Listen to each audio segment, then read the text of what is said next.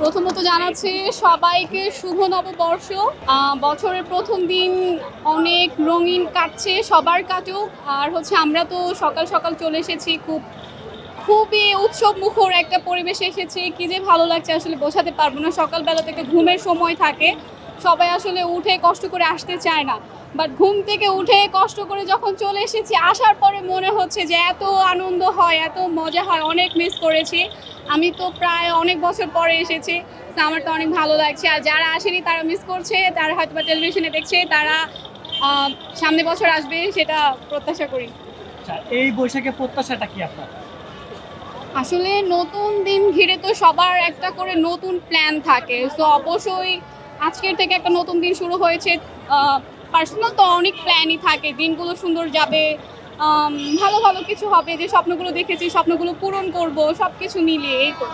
গত বছরের কোন আনন্দ